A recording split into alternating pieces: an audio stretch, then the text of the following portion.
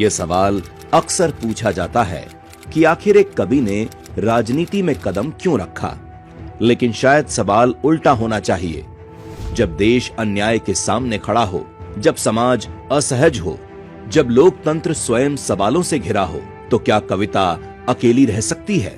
भारत रत्न पूर्व प्रधानमंत्री श्रद्धेय अटल बिहारी वाजपेयी जी का जीवन इसी सवाल का उत्तर है। ग्वालियर में जन्मा एक शांत, संवेदनशील बालक जो शब्दों से सोचता था और मौन में लिखता था। जहां घर में साहित्य था और बाहर गुलामी की सच्चाई, उसकी कविता अपने समय को देखती थी, उसे महसूस करती थी। आजादी के आंदोलन उसने किताबों में नहीं, सड़कों पर देखे। जब एक दिन उसने अपनी आंखों के सामने अंग्रेजी सिपाहियों को भारतीयों पर जुल्म करते हुए देखा, तो उस बालक के भीतर कुछ टूट गया। उस रात कविता नहीं लिखी गई, उस रात कविता से सवाल पूछा गया। उसने लिखा, अगर अन्याय के सामने कविता भी चुप रह जाए तो वो कविता नहीं, कायरता है। यहीं से दिशा बदली। अब प्रश्न ये नहीं था कि क्या लिखना है, बल्कि ये था कि क्या केवल लिखना पर्याप्त है। उत्तर उसे संगठन में मिला, जहां राष्ट्र भावना नहीं, दायित्व था। ये राजनीति में प्रवेश नहीं था, ये जीवन को अनुशासन देने का निर्णय था। शब्दों को उसने पत्रकारिता के माध्यम से दिशा दी, लेकिन हर लेख के बाद एक अधूरापन बचा रहता था, क्योंकि वो समझने लगा था कुछ अन्याय ऐसे होते हैं जिन्हें केवल शब्दों से नहीं रोका जा सकता। 1957 में अटल जी संसद पहुंचे। न नारे थे, न आक्रोश। उनकी आवाज ऊंची थी और विचार स्पष्ट थे। वे बहस जीतने नहीं आते थे, वे संवाद स्थापित करने आते थे। 1962 में युद्ध हुआ, जिसने देश को अंदर से झकझोर कर रख दिया। ये केवल सीमा पर लड़ा गया युद्ध नहीं था, ये देश के आत्मविश्वास की परीक्षा थी। अटल जी ने सरकार से कठिन सवाल पूछे, लेकिन एक रेखा कभी नहीं लांघी, वो था सेना का मनोबल। उनके लिए आलोचना आवश्यक थी, लेकिन राष्ट्र की कीमत पर नहीं। यही संतुलन उनकी राजनीति की पहचान बना, लेकिन यह संतुलन उन्हें समय के साथ बेचैन भी करने लगा था। तत्कालीन सरकार से सत्ता के गलत इस्तेमाल का भय था, और फिर एक दिन वही असहजता और भय पूरे देश के सामने सच होती नजर आई। आपातकाल। बोलना अपराध था, लोकतंत्र मौन था। अटल जी जेल में थे, उनका शरीर कमजोर था, लेकिन संकल्प अडिग था। जिन मूल्यों के लिए उन्होंने राजनीति को चुना था, आज वही मूल्य कैद हो गए थे।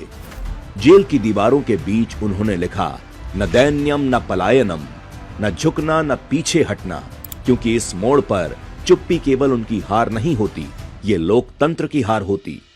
जब देश ने दोबारा सांस ली, तो दुनिया की ओर देखने का क्षण आया। संयुक्त राष्ट्र में अटल जी खड़े हुए और हिंदी में बोले। ये केवल भाषण नहीं था, ये भारत की आत्म पहचान की घोषणा थी। एक ऐसा भारत जो झुककर नहीं, आत्मसम्मान के साथ खड़ा होता है। लेकिन देश के भीतर प्रश्न अब भी शेष थे। आस्था और राजनीति के बीच रेखाएं धुंधली हो रही थीं। ऐसे समय में उन्होंने कोई आसान रास्ता नहीं चुना। उन्होंने कहा, आस्था हमारी शक्ति है, लेकिन मर्यादा उसका अनुशासन, क्योंकि मर्यादा के बिना कोई भी विचार राष्ट्र नहीं बन सकता। 1996 में उन्हें देश का नेतृत्व सौंपा गया। ये विजय का क्षण नहीं था, ये जिम्मेदारी का क्षण था। उन्होंने देखा कि देश को स्थिर सरकार चाहिए, और यदि वो स्थिरता उनके पास नहीं है तो सत्ता का कोई अर्थ नहीं। उन्होंने पद छोड़ा, क्योंकि उनकी राजनीति सत्ता से शुरू होकर सत्ता पर समाप्त नहीं होती थी। समय बदला, चुनौतियां बदली, लेकिन मूल प्रश्न वही रहा, क्या भारत स्वयं पर भरोसा करेगा? 1998 में उत्तर मिला। भारत ने अपनी सुरक्षा स्वयं तय की।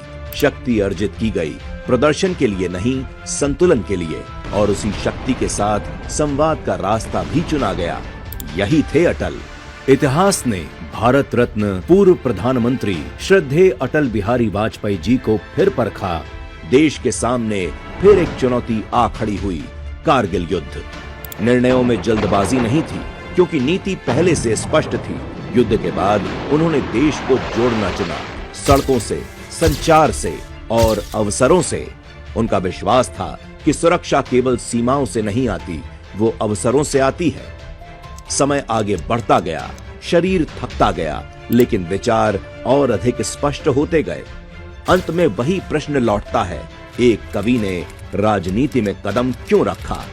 क्योंकि उसने समझ लिया था कि जब कविता अकेली पड़ जाए तो उसे नीति का सहारा चाहिए, और तभी अपनी कविता को राष्ट्र के लिए समर्पित करना पड़ता है। टूटे हुए सपने की सुने कौन सिसकी, अंतर को चीर व्यथा पलकों पर ठिठकी, हार नहीं मानूंगा रार नहीं ठानूंगा, काल के कपाल पर लिखता मिटाता हूँ, गीत नया गाता, गीत नया।